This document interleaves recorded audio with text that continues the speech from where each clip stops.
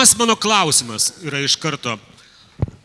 Kadangi gali būti, kad salėje yra žmonės, kurie, sakykime, apie Kazimierą bus skaitę tik tai Wikipedijai, tai jeigu skaitytų Wikipedijai, tai sudarytų įspūdį, kad jis yra tik tai bardas, muzikantas, dainininkas ir ten tu maža pasraipėlė apie verslą, Lono grupė.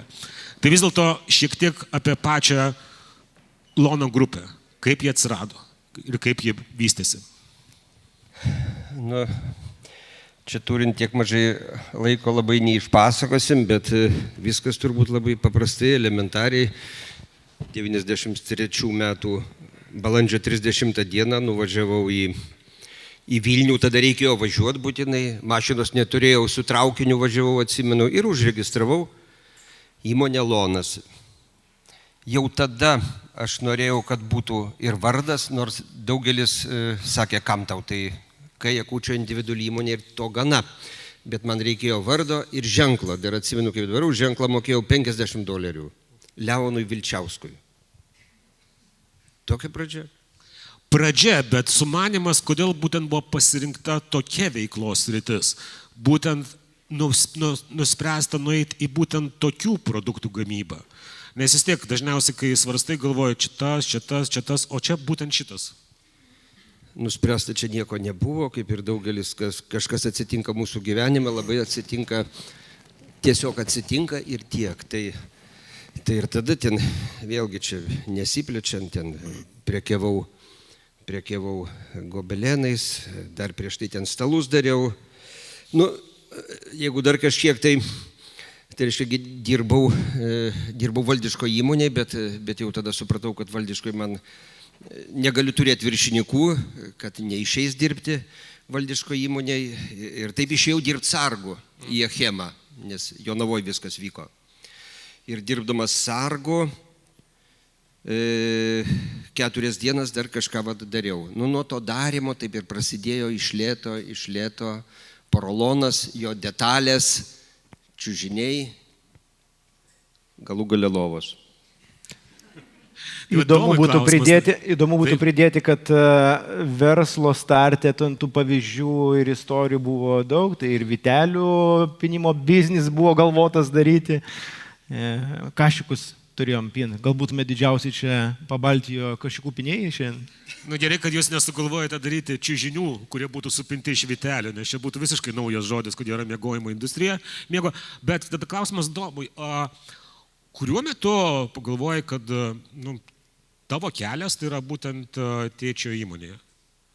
Nes vis tiek dažniausiai žmonės, dar kiek aš įsivaizduoju, kovoja su skirtingais norais. Vienas tai būna maištauti, kitas būna noras savo kažką daryti, trečias noras, aš būtent noriu tęsti tai, kas pradėta. Tai kaip čia buvo tavo atveju?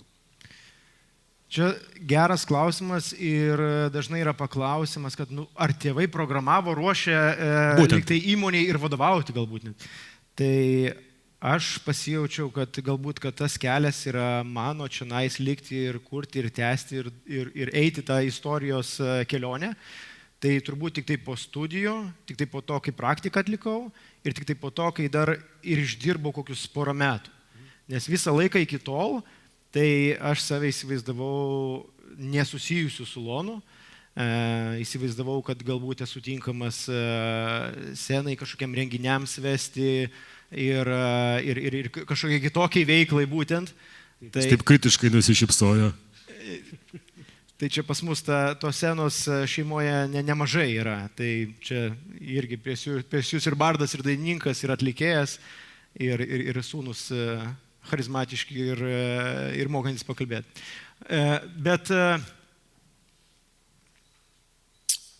Bet koks klausimas? Žodžiu, buvo prieita vis dėlto, kad po jau praktikos atsirado suvokimas, kad man tai tinka ir aš tą visai mielai daryčiau.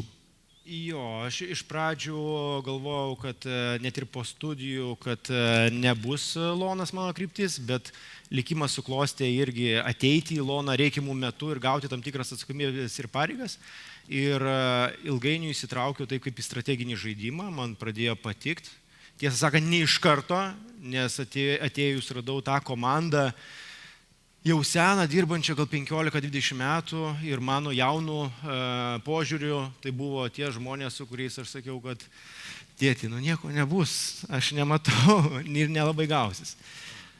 Tai Buvo toks iš karto pareiškimas, kad viską reikia daryti kitaip. jo, ir man sako, ko tu neįsitrauki labiau į žaidimą. Tai aš sakiau, nu, o ką su tai žmonėmis mes galim padaryti, aš kitaip matau. Aha, tada klausimas tada Kazimierui, nes čia iš karto nuskambėjo sūnaus požiūris, kad atėjus keisti kažką. Nereikėjo taip kalbėti apie tos žmonės. Tai buvo klaida, ar ne? Jo, jis ne visi.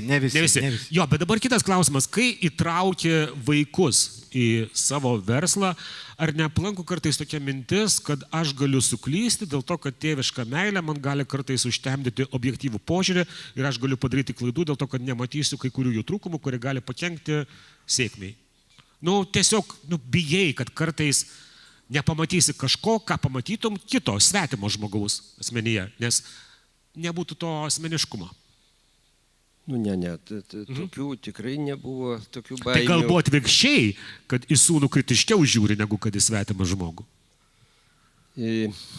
Nežinau, kaip ten buvo, bet viskas gan organiškai, jie nuo pat pradžių, nuo vaikystės šlavė sandėlius, dar tada ir kempinių biznis buvo kartu šalia, tai pakavo kempinės, paskui vežiojo čiūžinius žmonėms į namus, tokiais kaip ir ekspeditorių pagalbininkais dirbo, taip kad viskas taip organiškai, kad čia galvot, kaip nieko ir nereikėjo nei bijoti. Vyksta veiksmas tiesiog, taip kaip man kažkaip, kaip ten sako, kaip ten dabar 4 vaikus auginat, kaip čia yra sunku, ar tai įmanoma, kokie čia iššūkiai. Tai jie augina, auga ir tiek, viens kitą augina. Tai ir čia panašiai. Čia net ne 4 vaikus, čia reiktų sakyti 4 sūnus šiuo atveju. Netgi taip išdidžiai, jo. Jo, ir aš tada iš karto prisimenu, sakykime, ankstyvesnius laikus, feudalizmo epochą. Tam, kad feodai, tai yra ką valdydavo grafas, hercogas ar dar ką nors, nebūtų suskaldyti smulkesnius, išdalinant dar ką nors, viskas buvo palikama pirmagimiui. Ir po to antrasis dažniausiai tapdavo dvasininku, trečiasis kur nors iškeliaudavo nuotykį ieškoti, ketvirtas gal teisininku, bet viskas likdavo dažniausiai pirmgimiui. Tai va čia turint 4 sūnus, kaip ar sunku ir kiek sunku buvo išsirinkti būtent kuriam perduoti vadovavimą verslui, nes aš čia siūlau, ko gero priklauso vėlgi nuo noro ir galimybių, kiek kas nori ir kiek kas gali. Ir kaip kad padaryti, kad kiti nesijaustų aplenkti. Ir sunku, ir lengva.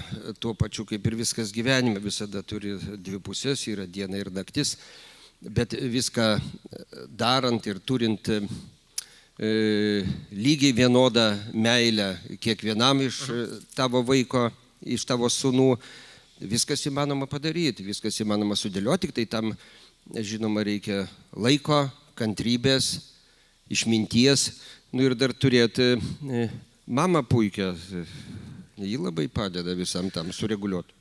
Tai va aš ir galvoju, yra ta sena nuvalkiota paslaptis, patarlė, kad už kiekvieno sėkmingo vyro slepiasi moteris. Tai čia ar irgi, kad už šitų 5 sėkmingų vyrų slepiasi viena moteris? Slepiasi. Šį kartą atvirai sėdi, kaip ir nesislepia, bet perkeltinė prasme taip. Birutė, pasirodyk. Jo, yra viena profesija, kuri ko gero be reikalo yra perdėm moteriška, tai yra pedagogai, bet ko gero kita, ko gero ne be reikalo, tai yra HR, tai yra žmogiškųjų resursų specialistai irgi dažniausiai būna moteris, čia ko gero tas atvejis.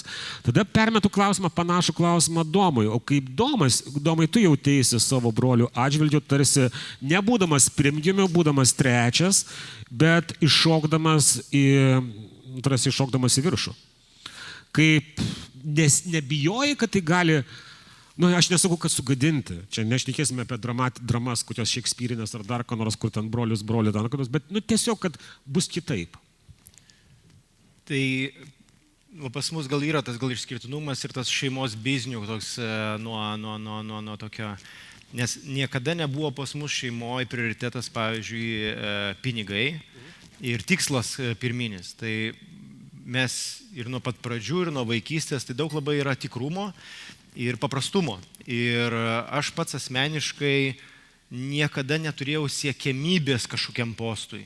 Ir šiandien dienai man pareigų pavadinimas, jisai, kaip ir nieko nesako. Ir man sako, žinai, tai stok iš vis į grupės generalinį, žinai, aš iš vis atsitraukiu ir viskas. Sakau, man nereikia, aš nenoriu. Aš labai gerai jaučiuosi šitą vykdomasis, nes mes turime 7 grupėje įmonės, tai aš tų vaidmenų ir tiek turiu ir man užtenka. Tai, o su broliais tas vėlgi labai buvo organiška ir tos atsakomybės kažkas gavo, kažkas ėmėsi, kažkam labiau sekėsi, kažkam mažiau. Tai tas labai kažkaip ir susiklostė, kad tos atsakomybės daugiau pas mane atėjo. Ir santykiai, žodžiu, išliko tiek pat geri, kaip ir jie buvo anksčiau.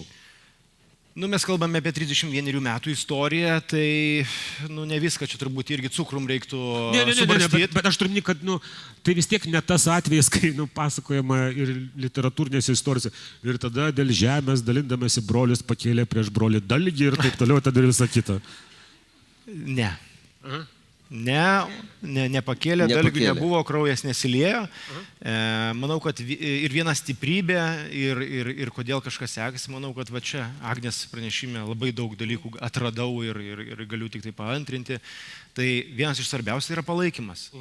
Palaikymas pirmiausia labai stiprus iš tėvų, visada, ar jie ten būna versle, ar būna už verslo, bet šalia, tai labai stiprus palaikymas ir tikėjimas. Brolių taip pat.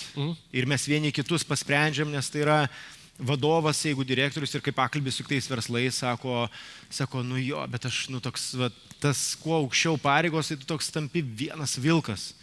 Ir tie vilkai turi su kažkuo pasidalintom bėdom. Ir atvirai pasidalinti. Ir įmonės viduje, ne visada gali, o su šeima gali. Va, ir tada kitas klausimas, kuris susijęs su šituo aspektu. Taip, iš vienos pusės šeimos rate tu gali pasipasakoti tai, ko gero, ko tu nepasakotum svetimiems žmonėms arba žmonėms, kuriuos tave sieja tik tai darbo santykiai. Tačiau iš kitos pusės tu ir visuomet bijai šeimos narius sužeisti arba nuliūdinti, įskaudinti, nuvilti daugiau negu šiaip žmogus, su kuriame tu nieko asmeniško neturi, išskyrus darbo sutartį pasirašytą. Tai kaip šitą irgi manevruoti ir balansuoti, kad šito būtų galima išvengti?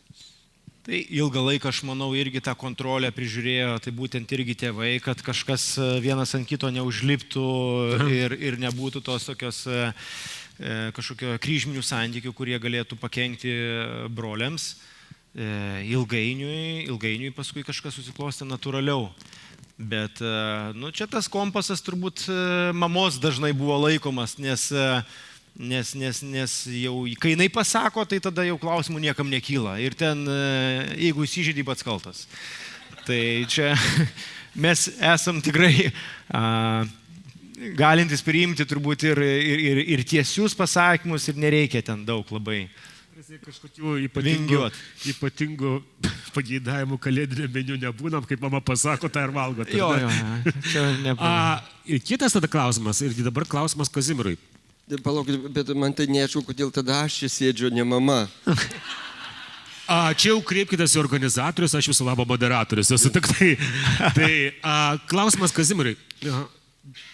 Dažnas, tikrai man atrodo dažnas sėkmingas žmogus, o ypač sėkmingas verslininkas yra įpratęs laikyti save nepamainomu. Nepaisant to, kad yra frazė, kad kapinės yra pilnos nepamainomų žmonių. Ir kada ateina momentas, kad pagalvoja, aš jau padariau tai, ką norėjau ir aš noriu užsimti kitais dalykais. Pavyzdžiui, tą pačią muziką daugiau užsimti, negu kad savo verslu, ir atėjo laikas jį perduoti. Ir ar nėra tuo metu baimės, kad sugadins, sugriaus, ką aš tokį triūsų sudėjau, nepartemus ir visą kitą, nes aš tik tai vieną žinau, kaip tai padaryti, nes aš tai pradėjau. Jo, tai pradžioje apie nepamainomumą. Tai aš iki vakar irgi dar galvojau, kad esu nepamainomas, bet šitam puikiam vakarėlį, lūžio taško vakar besėdint, kažkas tai, ir sėdėjom visi prie stalo ir kažkas tai paklausė, tai jūs jau čia labai dirbat, gal čia tėtis viską, tai bandžiau kažką atsakyti, bet mama pasakė, ir be jo čia viskas vyktų, viską jau čia jie daro ir taip toliau. Tai ir tada jau supratau, kad tai gal ir tikrai kaip jūs sakot, ir be nepamainomų pilnos kapinės. O apie kapinės tai irgi istorija yra, kada sprendimą primėt, kad direktorius aš turiu būti. Nu jo, čia irgi tokia Tik detalė. nesakykite, kad tai buvo pilnaties naktį kapinėse, aukojant juodą gaidę. Kauno Romainių kapinių aikšteliai, bet Bet aikštelėje. Aikštelėje. Ne pačiose kapinėse. Ne pačiose. Ir nepilnatį, ir ne naktį, bet tikrai daug jau esu kažkaip kaupęsis, kad vis tik reiktų jau tą direktorystę atiduoti kažkam tai. Taip ir įsivaizduoju tą frazę. Žinai, sūnau, laikas laidoti mano verslą. Atiduodu tau jį. Bet nepalaidojo. Ne, nepalaidojo. Ir atrodo viskas sėkmingai eina. Dar vienas klausimas. Vėlgi kalbant apie tą patį santykį tarp savų, tai yra žmonės iš šeimos ir žmonių iš išorės. Aš visuomet prisimenu Krikštatėvio istoriją, nuostabaus filmas ir nuostabi knyga, kur buvo vienas žmogus, kuris nebuvo šitos šeimos narys, jis buvo teisininkas, konsilierė ir ko gero buvo geriausias, gabiausias. Ar nėra kartais pagundos ieškoti talentų išorėje ir galvoti, kad gal kartais kliaudamasis ne tik tai savais ir savo šeima, tu gali surasti geresnių žmonių, su kuriais neturėsi to ypatingo ryšio, tačiau kurie yra galbūt produktyvesni, efektyvesni, turi daugiau kompetencijų. Nu čia abiems klausimas, abiems visiškai. Nes ir Domas susikėlė. Aš pirmas turiu atsakinėti. Labai gerai. Yra, bet kai pas tavį yra 4 sūnai, tai kaip ir mes žinom ir suprantam ir teoriškai ir praktiškai, kad kiekvienas mes esame be galo skirtingas, tai iš tų 4 kažkas vis tiek turi geriausias savybės. Vienas turi geriausias savybės visus suburti, vadovauti, palaikyti kolektyvą, sekti iššūkius, sekti planus, eiti į priekį. Kitas, štai jisai sėdi, tai turi geriausių savybių, kokias aš esu sutikęs per savo verslo ir gyvenimo praktiką, derybininkas. Tai aišku, kad jis turi pirkti. Jis ir yra pirkimo vadovas. Kitas yra geriausias marketingistas, tų minkštųjų dalykų atstovas, naujų gaminių kūrybai tinkamas. Jis tą daro. Taip, kad užtenka čia visiems tų pozicijų, reiškia, ir saviems. 3 buvo paminėti, dar vienas nebuvo paminėtas. 4 nori būti labai savarankiškas. Tai jis jau ir patapęs truputėlį savarankiškas ir jis jau ne lono struktūrai, o valdo savo ženklą Fėjos namai ir jam ten kol kas puikiai sekasi, kaip toliau seksis, jau jis pats už save atsako. Tai vis dėlto vienas iš 4 muškietininkų išėjo. Nu, netoli. Netoli Ten kitas koridorius, kitos durys ir tie ženklai giminingi ir viskas. Netoli. Labai netoli. Bet dėčiau, nes čia yra labai toks irgi buvo mūsų rimtas šeimos keisas, jeigu angliškai galima vartoti žodžiu. Tai iš Agnės pranešimo kažką irgi tą jaučiu, kad lyg tai kažkokie lūkesčiai į visus, lyg visi turim būti kažkokie direktoriai ir užimti kažkokias vadovaujamas pareigas ir tą tikrai kažkaip, ir buvo metas, kai pas mus taip ir buvo ir galiausiai kažkaip mes taip viduj kažkur lyg konkuruojam, kažkur lyg gaunas, kažkur nesigauna, kažkas ir pradėjom kelti tuos klausimus, kaip kažkas nevažiuoja. Tada visada mes viduj gebėjom savo užduoti klausimą, kartais tyliai, o paskui jau ir garsiai, ar mes esam geriausia versija vadovo, kuri yra šitoje vietoje. Ir kad netapti patiems savo verslo apribojimu, norint augti toliau. Tai turėjom čia tikrai daug uždavinių, kol direktorių kepurės reikėjo nusimti ir atrasti tą vaidmenį iš naujo ten, kur jisai yra geriausias. Tai tas turbūt vyko gal prieš porą metų ir nuo to laiko mūsų santykiai, man atrodo, dar pasiremontavo ir įmonės rezultatai važiuoja toliau. Taip, ir ilgai ir laimingai gyveno. Ir čia apie tą savo vaidmens išsigryninimą. Kiek sunkus yra procesas suvokti, kad nesi tobulas ir kad niekuomet nebūsi tobulas?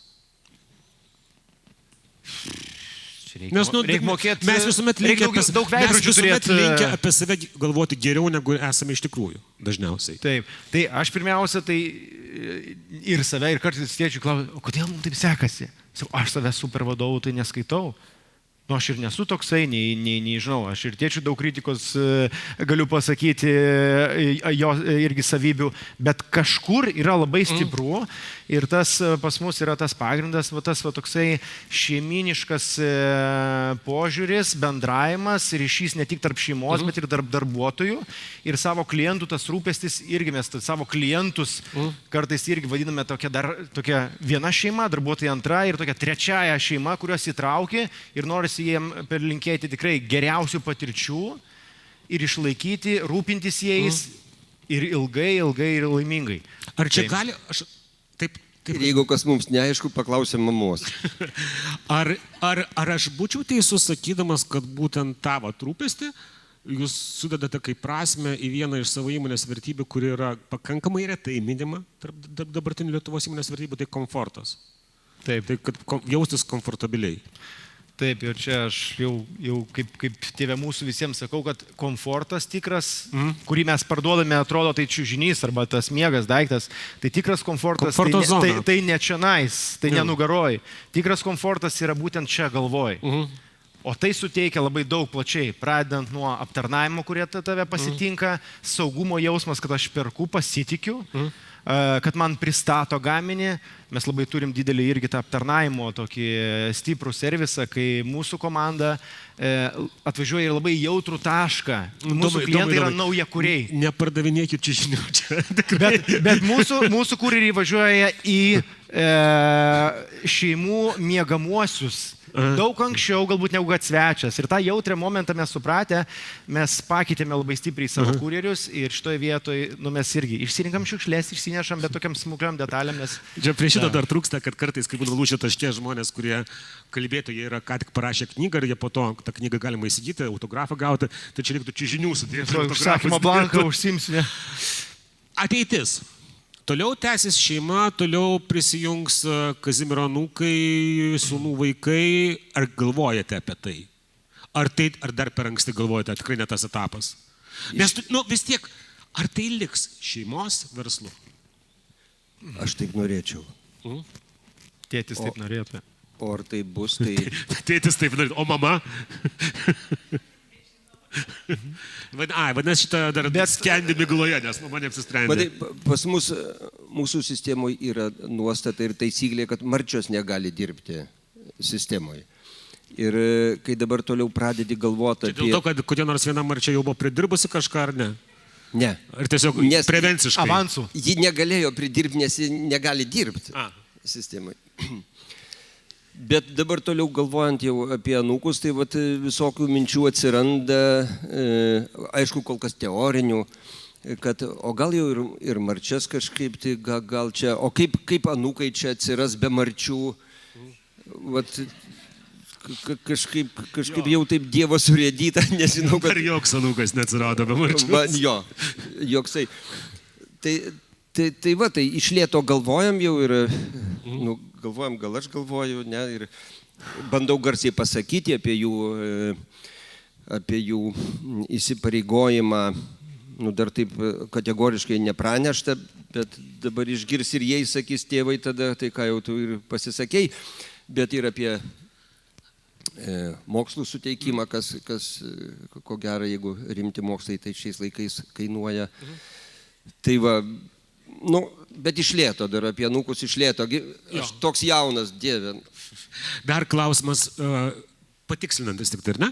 Kad jūs visą šitą darote be jokios, tai ką dabar įprasta vadinti šeimos konstitucija, šeimos sutartis, šeimos knyga, be viso šito tiesiog. Čia NVL Tadas, jeigu yra, tai jis labai kalbina apie tą šeimos konstituciją, bet kažkaip jaučiuosi aš ir pats galįs tą konstituciją parašyti, tai dar nesusidedam. Ok, mano klausimai išseko ir aš turiu vieną klausimą iš publikos. Taigi, Domui klausimas. Ar buvo akimirko, kai norėjote išeiti iš šio darbo? Ir jei buvo, tai kiek? Buvo. Tai kiek? Buvo, kai ir būtent jaučiau tą spaudimą ir atsakomybę ir kažkokius sudėtus lūkesčius ir toks būdavo laikas, nu tai įdomai, tu čia spręsk, kur jau prasidėjo tie projektai ne tiek, kad čia išleisim 1000 ar ne 1000, ten fabriko statybos, kur buvo projektas jau 14 milijonų ir sako, nu tai čia atėjo karas kaip tik ir sakom, tai ar statyt, nestatyt, nu tai čia kaip domai tu spręs, taugi čia reikės daryti. Aš sakau, ką man ta atsakomybė? Sakau, ir buvo toks momentas, kai užaugo komanda per didelę kažkaip korporaciją pradėjom vaidinti ir pametėm tą šeimos tokį irgi vaibelį. Ir toks gavosi, kad nu, jau gavosi skyriai, aptarnauti skyrius ir ta struktūra jau tokia čia lygiai vos ne 6 kažkokia suformavo ir toks jautiesi savo įmonės kaip ir įkaitų ir toks galvoji, žinai, viskas jau traška, braška, kolektyvas ten murkia, burkia ir nesigauna intrigos kažkokie tais pykčiai jau prasideda. Ir buvo momentas, kai iš tikrųjų ir taip tyliai ir sakau, tėti, kam visą tai, žinai, tai nebedžiugina, sakau, nebedžiugina. Sakau, gal parduojam tą biznį, sakau, čia Jėzus Marija. O tai sako, tai ką, tai reikia tvarkytis pirmiausia, žinai, ką tu parduosi. Kaip tau negėda? Tai tuo kartu, ačiū, kad leidot sustabdyti statybas. Ir tas didelė labai atsakomybė irgi nukrito, mes pradėjom vėl valdyti situaciją ir per tą laiką daug labai sutvarkėm struktūrą, įsivalėm ir grįžom į tą tokį šeimos labai tokį santykį stipriai su kolektyvu, suspaudėm lygius, išvalėm biškį, išplokšinam ir viską pradėjom kontroliuoti ir kai kontroliuoji, tada viskas gerai, galim važiuoti toliau. Tai šitą aš ir noriu Jums palinkėti komforto. Visų pirma, komforto, gyvenant toliau, dirbant toliau ir išlaikant tą, kas yra svarbiausia, gerus šeimos santykius kartu ir kad jie netrukdo sėkmingam verslui. Ačiū. Kazimieras ir Domas Jakučiai. Ačiū labai. Ačiū. Gero miego visiems.